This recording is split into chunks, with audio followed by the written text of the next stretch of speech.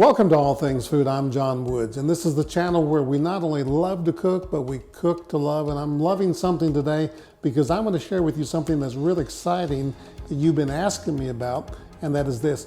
How do I cook fish in a skillet without it becoming overcooked, undercooked, soggy, greasy, or torn? Well, I've been doing this for about 35 years in my restaurants and catering companies, and I cook fish at home every week on my griddle. And I've developed some techniques, some proven techniques. I know that if you practice these techniques, by the time we finish this video today, you're going to be an expert at cooking fish in a skillet or on a griddle. I guarantee it. The very first thing you need to know in order to really cook good fish is you have to have a really good skillet. It needs to be heavy bottomed, large enough to cook the fish. And the reason for that is you want something heavy because it's going to be under intense heat for a long time, and you want something that's going to distribute the heat properly so you can cook that fish nice and even. Now, my preference, I like using stainless steel. That's just the thing I like, or cast iron. And tell me about your favorite, what you use. But the things you don't want to use is a non-stick Teflon skillet. You don't want to use anything that's thin, and you don't want to use aluminum. So get you a really, really good skillet. The second piece of equipment that we need is a spatula. Spatulas are so important. Most of the spatulas that we use in our kitchen that I use are these big heavy-duty spatulas that I use for either cooking hamburgers or cutting lasagna with something like this, or maybe flipping pancakes. These aren't the kind of spatulas that you want to use. You need something that's that's designed for fish, and that would be a spatula much like this. It's got that tapered edge on it. It's very, very thin, which allows you to get under the fish. And what I like about it, it has the slots in it. And those slots, once you get underneath that fish and take it off of the skillet, any kind of fat that you have on that fish will drain through those slots. And it just makes a much nicer, neater presentation. So get you a really, really, really good spatula. I'll put a link down below for that. We've established we need the right equipment, the skillet, the spatula, but what about the ingredients that we use? You have to have a really, really good fat. And I like using avocado oil. That's one of my favorites because I like it for two reasons. It doesn't transfer flavor, and it has a very high smoke point of about 540 degrees. You don't want an oil with a low smoke point because it'll burn and leave a nasty taste on your fish. So find you a good oil. Today for our video, I'm going to use beef tallow that I made, and that's a really, really good option. So we have our fat. What about the dry ingredients? And those vary. There's so many dry ingredients out on the market today that you can use, and so many that we like.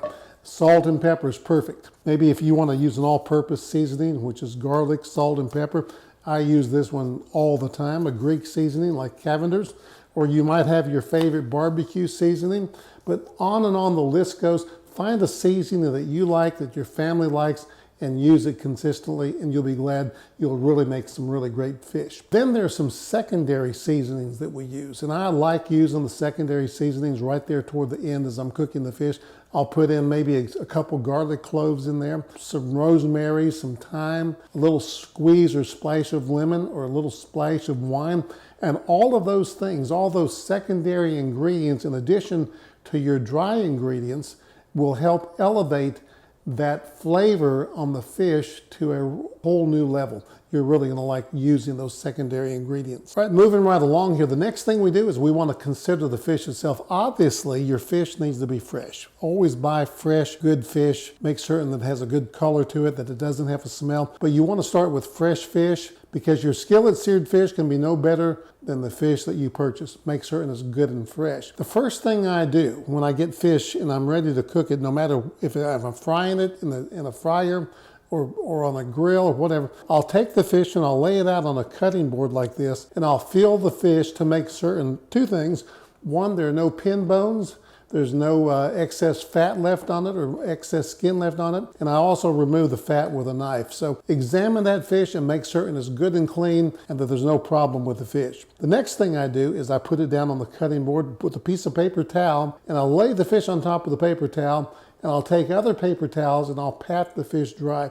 You want to remove as much of the water or the moisture on that fish as you can, because why? Moisture is an enemy of cooking a really good seared fish because you'll steam the fish rather than getting that good crusty Maillard reaction on the fish. So it's really important that you dry your fish every time you want to cook it in a skillet. The next thing you want to do with your fish, you want to identify the presentation side. If you look at these fillets, you'll see that this side here this was the skin side of the fish. This was the skin that was removed at the processing plant. If you flip it over, you'll see that white, clean looking side. That is the fleshy side. That is what I call the presentation side of the fish. This side is the side you're going to season first. This is the side that you're going to put down on the skillet first. And this is the side that when you put it on the plate is going to be that presentation side that you're going to see when you're eating the fish. So identify the presentation side. After we've heated our skillet, it's now time to cook the fish. So we're going to take that fillet with the skin side, presentation side, or the presentation side down, the seasoned side down, and we're going to place it in the skillet away from us and not toward us. If we place it toward us, we run the risk of splattering grease up and getting burned. Avoid overcrowding the fish. You want a skillet big enough to cook 3 or 4 pieces of fillets, so don't overcrowd, because if you put, whether it's vegetables or any kind of meat, fish particularly, if you put too many in the skillet at one time, what's going to happen is it's going to steam, and you're going to have steamed fish, and you're not going to have that golden crust that we're wanting on that fish because it's so beautiful and so tasty. So don't overcrowd. Now, if you're cooking a lot of fish and you don't have a big enough skillet, what you can do is cook 2 or 3 pieces at a time. Put them on a sheet pan, stick them in the oven at 175 degrees. Keep them warm while you're cooking the rest of the fish, and that's a great tip to know. This next point I'm going to share with you is really, really critical, and maybe you've never really thought of it. You've already put the fish in the skillet, it's cooking away. What do we want to do? We have a nervous habit. We want to take that spatula. I've seen it done 1,000 times. I've done them, and we're so tempted we want to turn that fish right away. What's going to happen? It's going to stick to the pan, it's going to tear, and it's going to ruin your fish. Let the fish cook. Just leave it alone. Let it do its thing. What I'm going to tell you now is very, very important. You need to know your fish and know exactly what temperature you need to cook it to ensure the proper doneness, to ensure that you don't cause any foodborne illness by not cooking fish properly. So get a good thermometer, a digital thermometer, and always monitor and check the internal temperature of the fish. Most fish is done at 140, 145 degrees. Now there are some fish that you can eat a little rawer, maybe salmon or tuna, but always check the temperature of your fish. You want to get it just perfectly right, not undercooked, but not overcooked. And the only way you can tell that is by using a thermometer. We cook to temperature and we don't cook to time. There you have it, friends. Wasn't that easy? Some simple tips. I've been doing it for years. I've cooked thousands of pieces of fish in my restaurants, catering company, and these tips are proven. You won't have it overcooked, it won't be undercooked, it won't be greasy, it won't be torn apart. It'll be perfect every time you cook it. Tell me all about your experience. Like this video today, share it with somebody. Not only remember, love to cook, but cook to love.